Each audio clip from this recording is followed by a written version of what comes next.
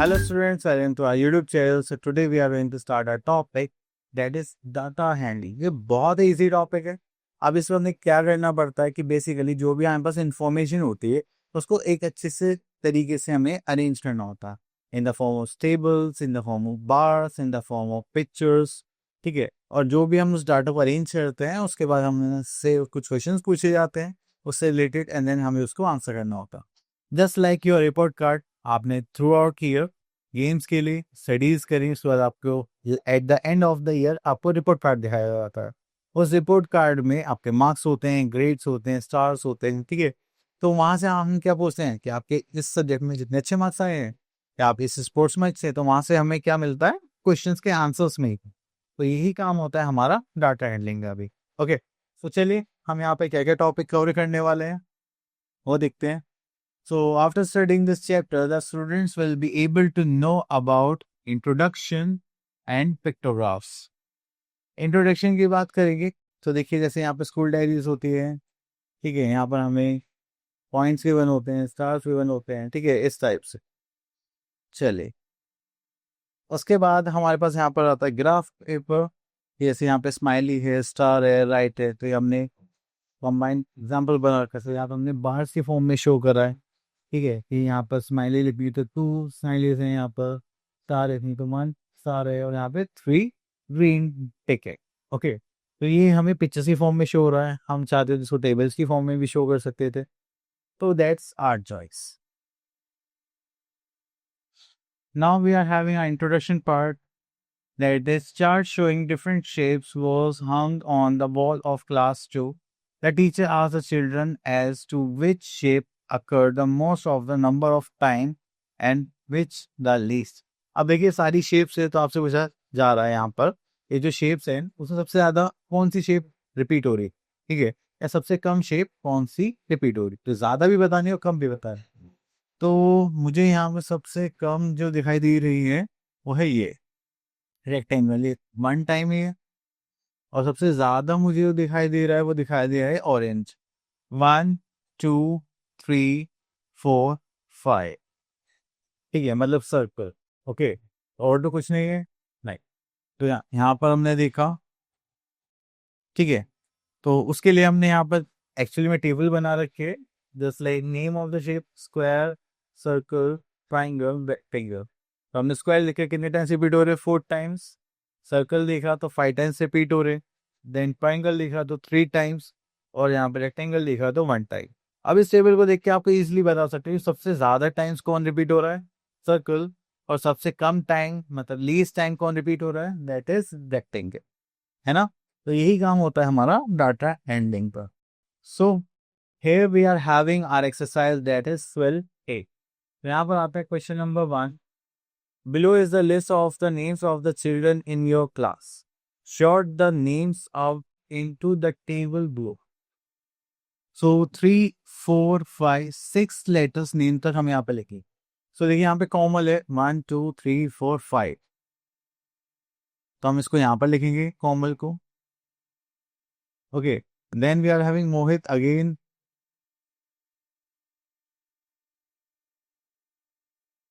Then Rakesh 6. Then we are having Ojas 4.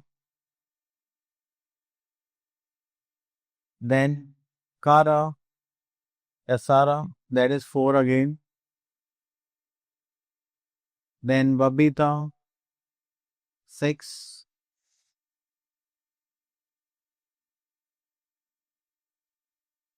Then we are having Rashmi. This is again 6. Then we are having Jenny 5. Then Ellen again 5. Then we are having Nitika 6.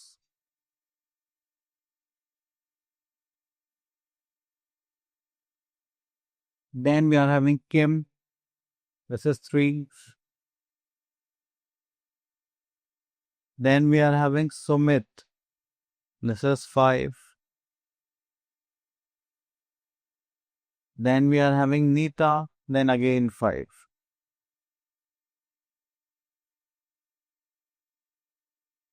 Okay, तो ये था हमारा data है ये. Okay, so now move to our next topic, that is pictograph. So pictograph भी बोला जाता है. तो इसका मतलब जो भी डाटा में गिवन होगा हम उसको नंबर्स में शो नहीं करेंगे, हम कोई इमेज ले लेंगे या फिर हम कोई पिक्चर यूज करेंगे. ठीक है, अब देखिए यहाँ पर बोला गया है हमसे पिक्टोग्राफ ग्राम में, that is Lucky goes to bed at 8:30. He was sure that he went to the bed before all his classmates. Okay, classmates की बात चल रही है यहाँ पर. And his mommy said that he was wrong. So Lucky did a survey of bedtime of other children in his class. He showed results in the pictograph. तो अब उसने सर्वे करा, सबसे जाके पूछा होगा कि आप कितने बजे सोते हैं. ठीक है, सबने अपने अपने टाइमिंग्स बताए होंगे, तो उसके यहाँ पर उसने पिक्टोग्राम हमें शो करा है. सो इन्होंने यहाँ पर सिंबल के तौर पर लिया smiley. Or bed time, one smiley face is for each friend.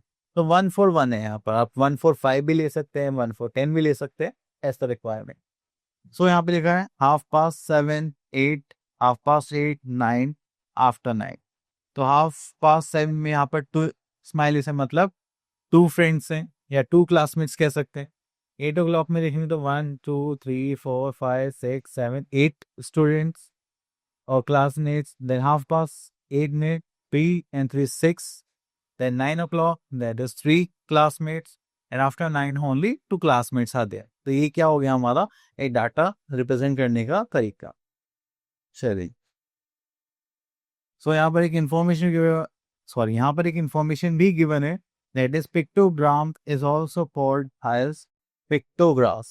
Okay, so देखिए यहाँ पर कुछ क्वेश्चंस थे जिनके हमें आंसर्स करने हैं. चलिए देखते हैं. How many children go to bed at 8:30. हम वापस जाते हैं अपने टेबल पर. 8:30 में कितने थे? 3 and 3, 6. So our answer is 6. And how many children go to bed at the same time of Lucky? अब लकी कितने बजे सोता था वो देखते हैं. हाँ, लकी सोता था 8:30 पर.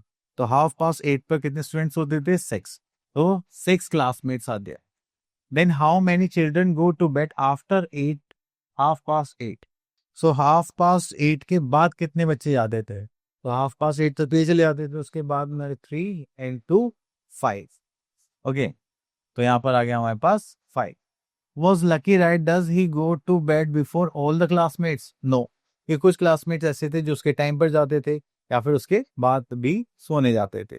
ओके, तो इस साइड से हमसे क्वेश्चनिंग करी जाती है डाटा को देकर. चलिए,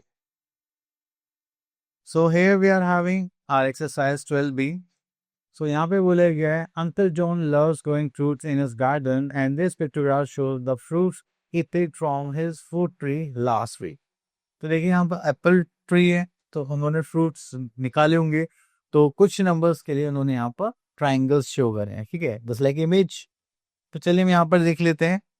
एक हिंट गिवन है, each triangle stands for 5 fruits. Okay, तो 1 ट्राइंगल कितने फ्रूट शो करता है? 5. तो एप्पल ट्री से उनमें कितने लिए होंगे? 1, 2, 3, 4, 5. 5 5 25. ओके, तो then this is mango tree से उन्होंने कितने लिए? 1, 2, 3, 5 15. एंड ऑरेंज ट्री से 1, 2, 3, 4, 5, 6. 6 5 30. तो सबसे ज्यादा किससे लिए उन्होंने? ऑरेंज ट्री से. और सबसे कम किससे लिए उन्होंने? मैंगो से.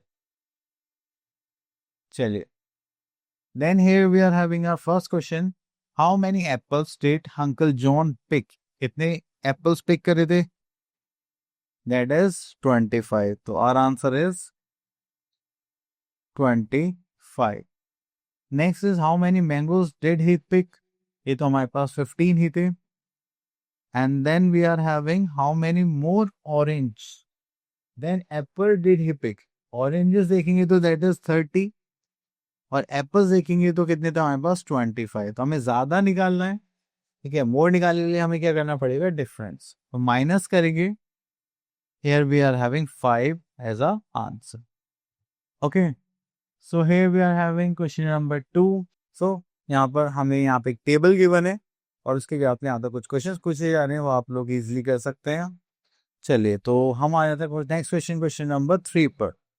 तो यहाँ पर हमें क्या बनाना है, पिक्टोग्राफ बनाना है। Okay, so each stem should stands for 4 stems. तो आप यहाँ पर कुछ भी ले सकते हैं। ओके, तो चलिए क्वेश्चन रीड करते हैं। Amit, Kavita and Rohan collect stamps. The following table shows the number of stamps they have. Use the data to complete a pictograph and answer the question. तो चलिए इस बार हमें पिक्टोग्राफ ही बनाना है और 4 स्टैम्प्स के लिए हमें कुछ इमेज लेनी है। तो मैं क्या ले लेता हूँ, सर्कल ले लेता हूँ। ठीक है, तो अगर मैं इसको 4 से डिवाइड करूंगा अमित के नंबर को, तो मुझे क्या मिलेगा, 9। कविता के नंबर्स को 4 से डिवाइड करूंगा तो 4, एंड यहाँ पर 4 से करूंगा तो मुझे क्या मिलेगा, 8। तो इसका मतलब अमित के लिए मुझे 9 पिक्टोग्राफ्स बनाने पड़ेंगे, देन कविता के लिए 4 पिक्चर्स एंड रोहन के लिए मुझे 8 पिक्चर्स। तो चलिए यहाँ पे करते हैं, 9 पिक्चर्स बनाता है अमित के लिए। 1 2 3 4 5 6 7 8 9। ओके, और ये सेम होनी चाहिए, shape and size value. Okay, then we are having Kavita, so 1 2 3 4। Then we are having Rohan. So 1 2 3 4 5 6 7 and this is 8। Okay, तो ये हमारा हो गया पिक्टोग्राफ कंप्लीट। अब हम आ जाते हैं आंसर्स को। That is do collect the most sense, सबसे ज्यादा सेंस कैसे खरीदे, कलेक्ट करिए अमित। सो हम यहाँ पे लिख देंगे Amit. Okay, then how many more stamps did Amit collect from Rohan. तो रोहन से कितने ज्यादा अमित ने कलेक्ट करे। तो देखा जाए तो अमित का नंबर कितना था, 36, एंड रोहन का नंबर था हमारे पास 32। ओके, तो ज्यादा निकालने के लिए हम क्या करेंगे, सब्ट्रैक्शन। तो this is 36 minus 32, so we are having 4।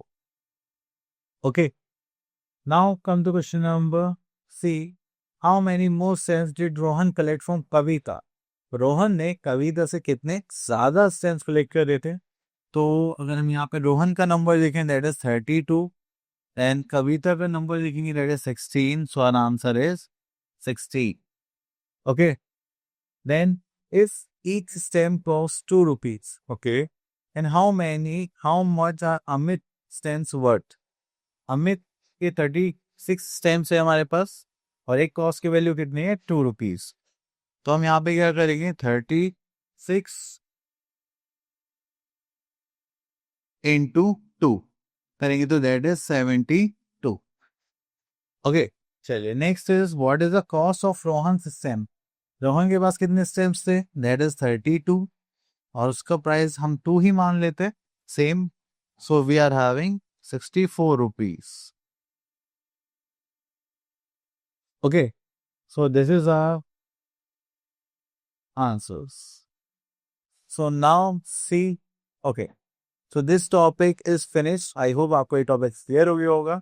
अब मिलते हैं नेक्स्ट वीडियो में, तब तक के लिए ऑल द बेस्ट।